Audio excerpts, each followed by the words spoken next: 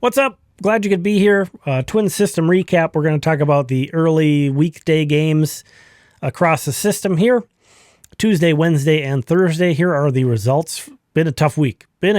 So far. A system slump on Tuesday. A complete sweep. Every team loses on Tuesday. Some pretty crooked numbers as well. The Wichita Wind Surge in particular are up against it. They're 0-3 so far this week. 7 consecutive losses for the Wind Surge. Ouch. The Muscles were postponed on Wednesday. Tried to do a doubleheader Thursday, but their game was suspended. Game 2 in the 5th inning. They're going to continue that in a 7-inning game today and then play a 7-inning game this evening, hopefully. Win-loss records there, continuing on with the Wind Surge, 22-36. Ouch. Rough go.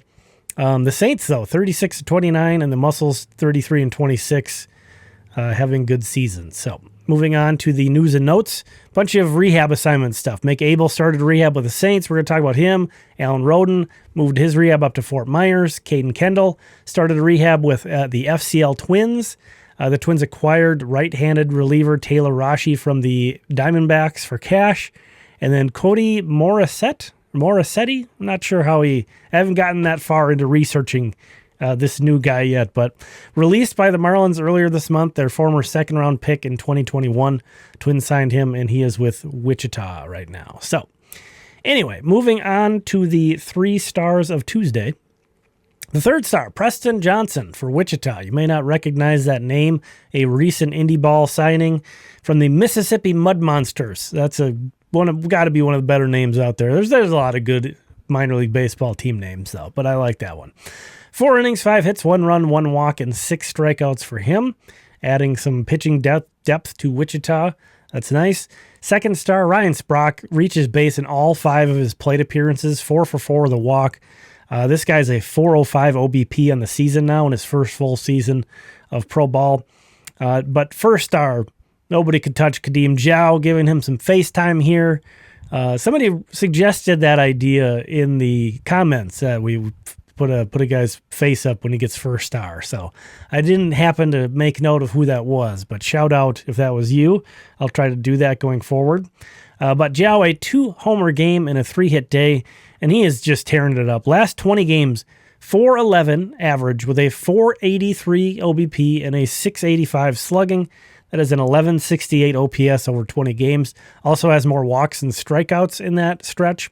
And Diaw still only 22, and he's not far off from, in this season, matching his previous games played in pro ball altogether. So in 2024 and 2025, he's almost played as many games in 2026 as those 2 seasons combined. Missed a lot of time last year. Guy on a hot streak, like I said, creeping up the star scoreboard. Isn't going to be on the top 10, but we'll say he is in a tie for 11th. So creeping up is Khadim Diaw. Moving on to Tuesday's honorable mentions. I'm not going to read through all of these, but you see those there.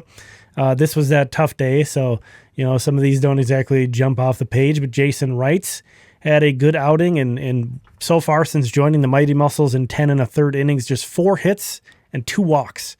That is a 0.58 whip for Jason Wrights since joining Fort Myers, so he's pitching well. Dason Hill, not an honorable mention, but did go 3 innings, gave up 5 runs, 4 earned, walked 3 guys, but struck out 6, so kind of an uneven performance from him there. Mostly, though, we can't feel too great about that.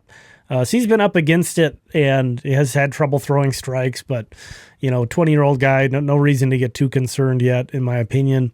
Alan Roden, though, was the DH for Fort Myers, went 2 for 5 with a double in their game. Again, not an honorable mention for him, but just want to call that out. 3 stars of Wednesday. Kyler Fedko of the Saints went 2 for 3, also drew 2 walks. His home run was off Justin Verlander. Quite an accomplishment for a guy who's not been in the majors yet, but some of his teammates kind of took away the luster of that accomplishment because they destroyed Verlander in this rehab start of his. Gabriel Gonzalez, the 2nd star, also of the Saints, also homered off Justin Verlander in a 3 for 5 day. And Aaron Sabato, giving him some love. Speaking of guys on hot streaks, my goodness. He also homered off of Justin Verlander. He was 3 for 5 with a double and a homer, much like Gabriel Gonzalez. He did drive in 4, so that kind of pushed the scales to his advantage. But man, that Saints lineup was on fire in this game. Sabato, though, slugging .625 this season in 155 games since the start of last year, which is kind of when he really turned his career around. A long time, he did not show any offensive upside, especially considering he's a former first-round pick. But last year, things kind of got going for him. In 155 games since the start of last season, 35 homers, 35 home runs, a .271 average, a .336 OBP, a .524 slugging. That is a .860 OPS. It is with 176 strikeouts in his last 155 games. So that's a 28% K percentage. You know, guys can have that high of a K percentage, but especially in AAA, you're going to think that's going to go up in the majors. How much that goes up, that's hard to say, but especially for a guy who doesn't bring, value on the bases, doesn't bring defensive value, that's a pretty big hurdle for him to pass. Maybe he'll get a chance with the Twins at some point, maybe not. We'll see. My kind of prediction for Sabato long term is that he's going to end up either in Japan or Korea and have a lot of fun and make good money out there. So I think he's still got a lot of baseball left to play.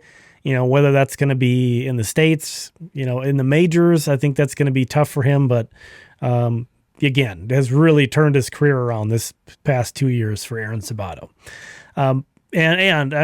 Speaking of readers contributing to the system recaps, got to shout out Paul on this one. Domo arigato, Mr. Sabato. that's if his walk-up song isn't Mr. Roboto, it needs to be now. That's amazing. Moving on to the honorable mentions from Wednesday.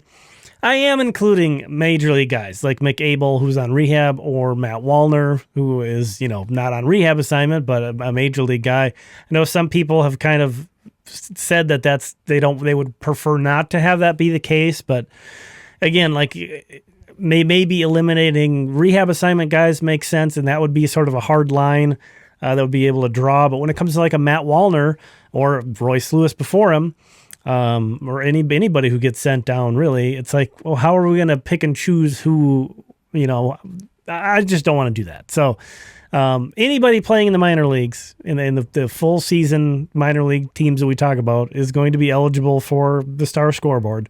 And so Matt Wallner, the fourth guy to homer off of Justin Verlander in that game. Crazy. McAble pitched 3 innings, 2 hit ball, no runs, no walks, 5 strikeouts, so extremely sharp. The Twins have to be really looking forward to getting him back, but of course he needs to stretch out some. So moving on to Thursday. And the third star of Thursday, Merritt Jones, guy who's just been on fire. 4 1/3 inning, 3 hits, no runs, no walks, 3 strikeouts.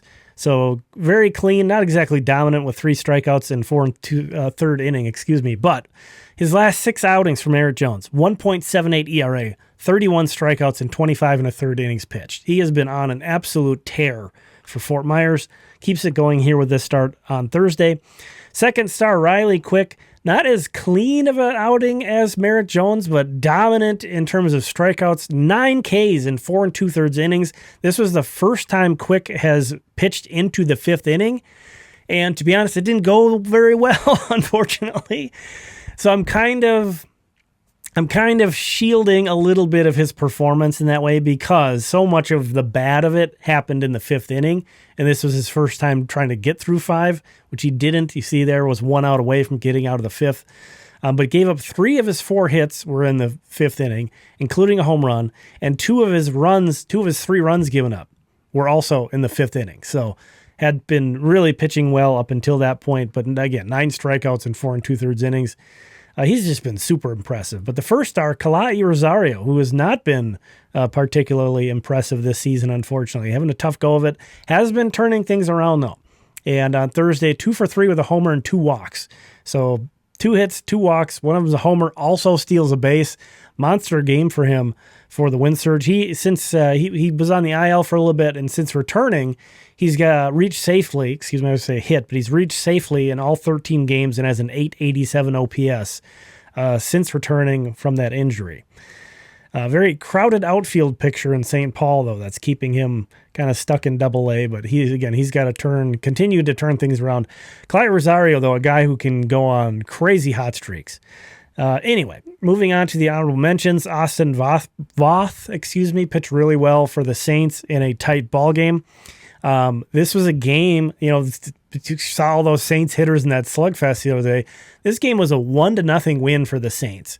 Austin Voth, kind of another one of those guys, has pitched a ton in the major leagues, so he's not a prospect or anything. Probably would have cracked the top 3, but he didn't give up because he was 4 2/3 shutout innings, but he did walk 4 guys, struck out 8 though.